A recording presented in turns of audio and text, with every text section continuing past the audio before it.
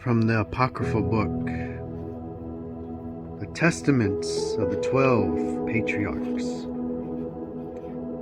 The Testament of Zebulon, the sixth son of Yaakov and Leah.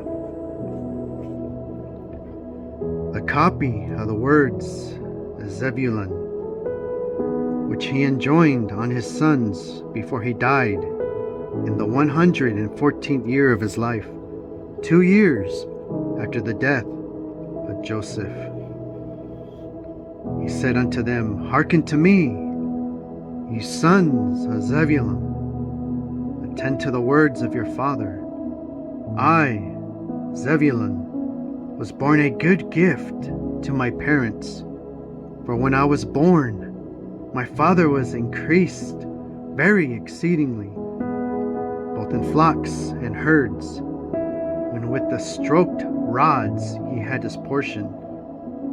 I am not conscious that I have sinned all my days, save in thought, nor yet do I remember that I have done any iniquity, except for the sin of ignorance, which I committed against Joseph. For I covenanted with my brethren not to tell my father what I had done, or what had been done. But I wept in secret many days on account of Joseph, for I feared my brethren, because they had all agreed that if anyone should declare the secret, he should be slain. But when they wished to kill him, I adjured them with much tears not to be guilty of the sin. For Simeon and Gad came against Joseph to kill him. And he said unto them with tears, Pity me, my brethren, have mercy upon the bowels of Yaakov our father. Lay not upon me your hands to shed innocent blood. For I have not sinned against you. And if indeed I have sinned, with chastening, chastise me, my brethren, but lay not upon your hands on me, for the sake of Yaakov our father.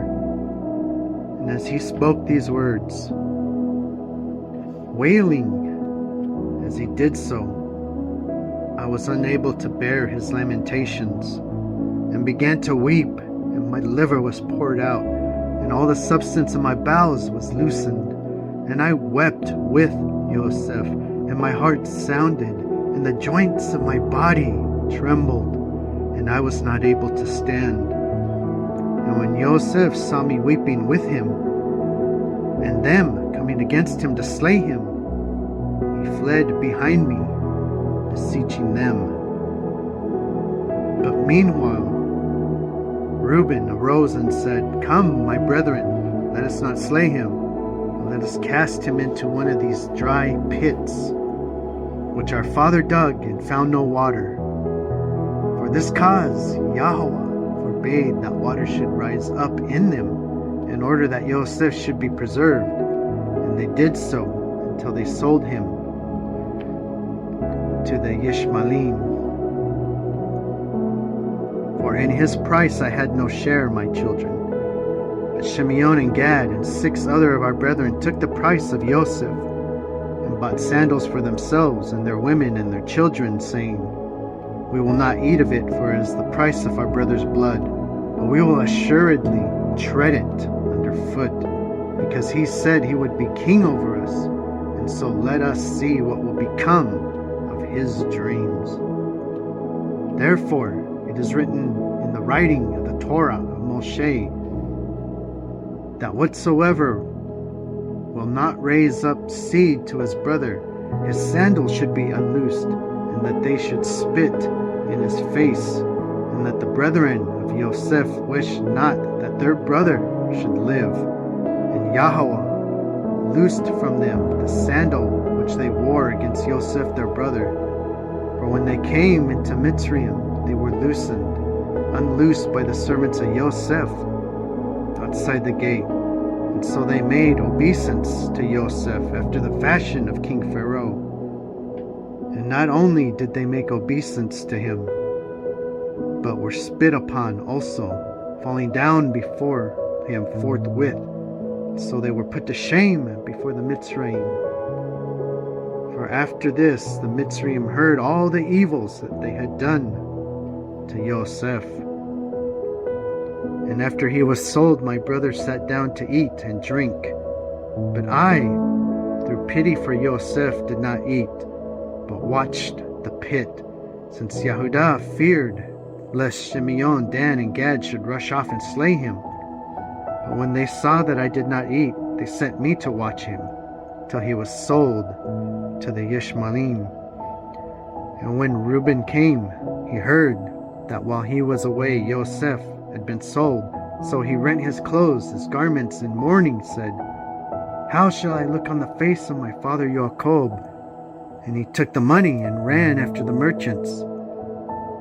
But as he failed to find them, he returned, grieving. But the merchants had left the broad road and marched through the Troglodytes by a shortcut. But Reuben was grieved. He ate no food that day. Dan therefore came to him and said, "Weep not, neither grieve, for we have found what we can say to our father Jacob. Let us slay a kid of the goats and dip the coat of Yosef, and let us send it to Jacob, saying, 'No, this is the coat of your son.'" And they did so. For they stripped off from Yosef his coat when they were selling him, and put upon him the garment of a slave. Now Shimeon took the coat and would not give it up, for he wished to rend it with his sword. He was angry that Yosef lived, and that he had not slain him. Then we all rose up and said to him, "If you give not up the coat, we will say to our father that you alone did this evil thing in Yasharel." And so he gave it up to them. And they did even as Dan had said. And now, my children, I bid you to guard the commands of Yahweh, to show mercy to your neighbors, and have compassion towards all, not towards men only, but also towards beasts.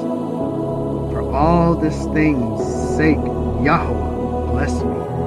And when all my brethren were sick, I escaped without